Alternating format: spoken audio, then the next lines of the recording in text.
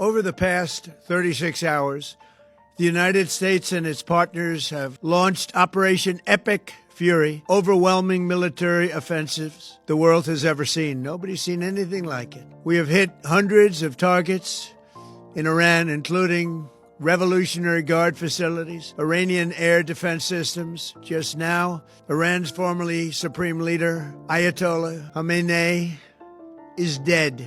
Sa loob ng mahigit 40 taon, ang bansang Iran ay pinamunuan ng isang matigas na rehimen na tila hindi kayang tapatan ng kahit sino.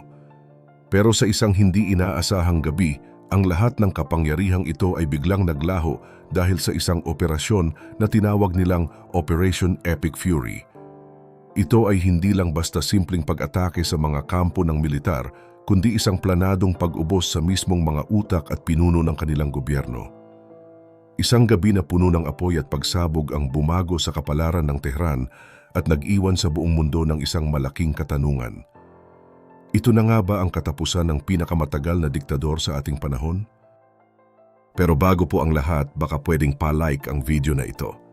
Dahil napakalaking bagay na ito sa aming content creators at mangyaring mag-comment sa baba kung taga saang lugar ka para malaman namin saan umaabot ang ating mga video.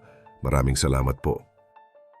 Nagsimula ang lahat bandang 9:30 ng umaga sa oras sa Iran nang biglang niyanig ng sunod-sunod na malalakas na pagsabog ang kabisera ng bansa. Ang utos ay nagmula mismo kay President Trump sa pakikipagtulungan ng Israel upang tuluyan ng buwagin ang pamunuan ng Iran. Halos 1,000 misil ang pinakawalan sa loob lang ng isang gabi at ang bawat isa sa mga ito ay may malinaw na target. Ang unang 7 misil ay direktang tumama sa Presidential Palace at sa compound kung saan naninirahan ang Supreme Leader na si Ayatollah Khamenei. Ang mas matindi pa rito, hindi lang siya ang nandoon noong oras na iyon dahil kasama rin niya ang kanyang pamilya at ang kanyang anak na si Mojtaba Khamenei. Bakit mahalaga ang presensya ng kanyang anak? Dahil si Mojtaba ang nakatakda sanang humalili sa kanyang ama bilang susunod na pinuno ng Iran.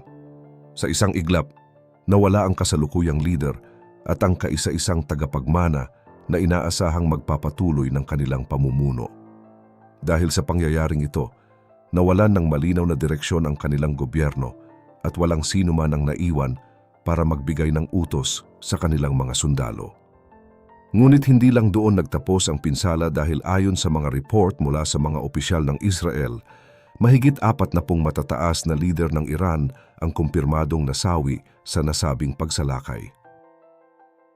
Ang operasyong ito ay itinuturing na isa sa pinakamalaking pag-atake sa kasaysayan ng modernong pakikipagdigma dahil nagawa ng United States at Israel na pasukin ang pinakalihim na seguridad ng Iran. Kabilang sa mga namatay ay ang mga general na may hawak ng kanilang mga ballistic missiles, ang mga pinuno ng kanilang intelligence service at ang mga taong namamahala sa kanilang nuclear program. Isipin ninyo na sa loob lang ng isang gabi, ang lahat ng mga taong nagpapatakbo sa militar at seguridad ng bansa ay sabay-sabay na nawala.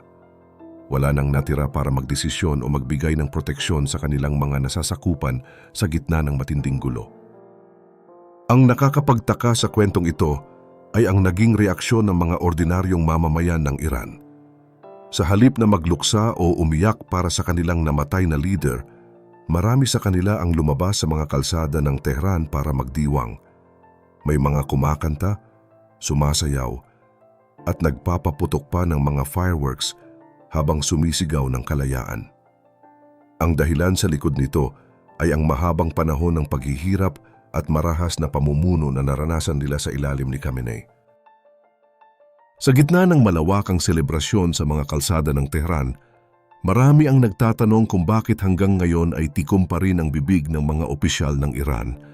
Alam natin na hindi lahat ng tao doon ay galit sa rehimen, pero dahil sa 30 taon na pamumuno ni Khamenei, napakaraming pamilya ang nakaranas ng pait at dahas.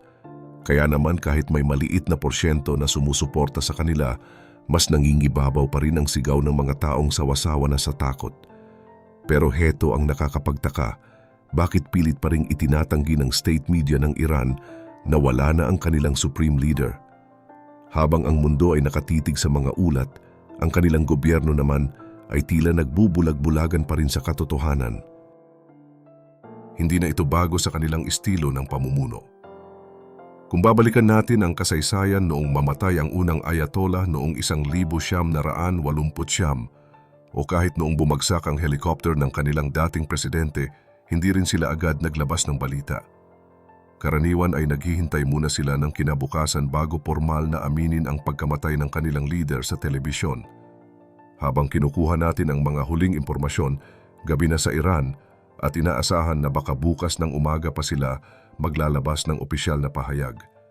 Pero kahit anong pagtatago ang gawin nila, ang kumpirmasyon ay nanggagaling na sa iba't ibang panig ng mundo. Maging si President Trump ay naglabas na ng matapang na pahayag tungkol sa kinahinatnan ni Khamenei.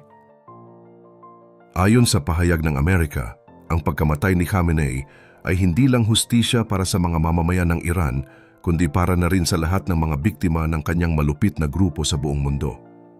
Dahil sa modernong teknolohiya at tracking systems ng US at Israel, wala raw nagawa ang mga leader na ito para makatago o makatakas.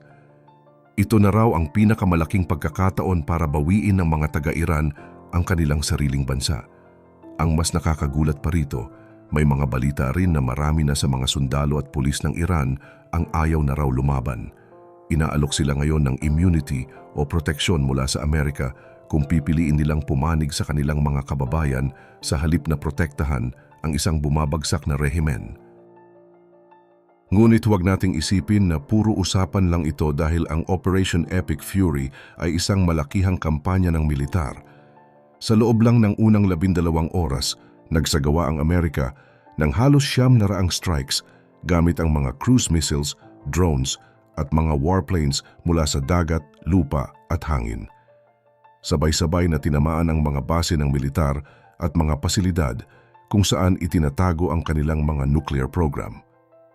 Sa kabilang banda, sinubukan din ng Iran na gumanti sa pamamagitan ng pagpapakawala ng mga ballistic missiles papunta sa mga base ng Amerika, pero ayon sa mga report, wala namang napaulat na namatay sa panig ng mga Amerikano. Isang bodega lang daw ang tinamaan nila na wala namang laman. Ang isa pang mahalagang detalye sa operasyong ito ay ang paggamit ng Amerika ng mga bagong uri ng drones na ngayon lang nakita sa aktwal na labanan. Ang mga drones na ito ay mas malakas at mas malayo ang nararating at ang konsepto ay lilipad ang mga ito diretso sa target para sumabog ng hindi na kailangan ng piloto.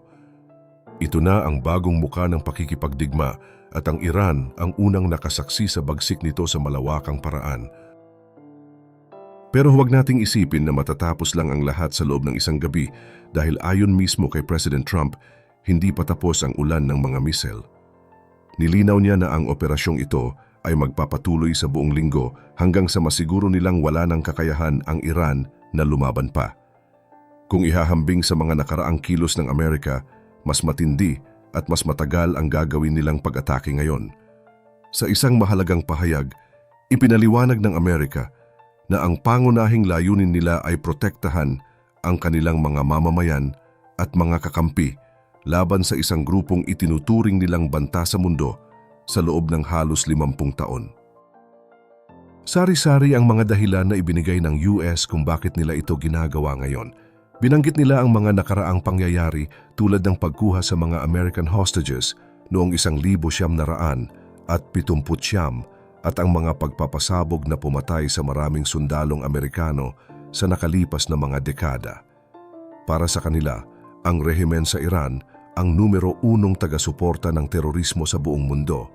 Sila rin daw ang nasa likod ng mga grupong nanggugulo sa iba't ibang bansa gaya ng Lebanon, Yemen at Syria. Ang pinakamatinding babala ni Trump ay tungkol sa nuclear weapon. Paulit-ulit niyang sinabi na hinding-hindi nila hahayaan na magkaroon ng ganitong sandata ang Iran dahil ito ay magiging malaking panganib hindi lang sa Amerika kundi maging sa buong Europa at sa iba pang mga bansa. Sinubukan daw nilang makipag-usap at gumawa ng mga kasunduan sa nakalipas na mga taon pero ayon sa US, tinanggihan lang ito ng Iran at itinuloy pa rin ang paggawa ng mga delikadong missiles. Kaya naman ang utos ngayon ay malinaw. Uubusin nila ang kanilang mga barkong pandigma, sisirain ang kanilang mga paggawaan ng missile at titiyaking wala nang matitirang lakas ang kanilang militar. Bagamat aminado ang Amerika na delikado ang misyong ito at maaaring may mawala ring buhay sa panig nila, ginagawa raw nila ito para sa seguridad ng susunod na henerasyon. May direkta ring mensahe ang Amerika para sa mga natitirang sundalo at pulis ng Iran. Binigyan sila ng dalawang pagpipilian, ibaba ang kanilang mga armas para makakuha ng ganap na immunity o harapin ang sigurado at mabilis na kamatayan.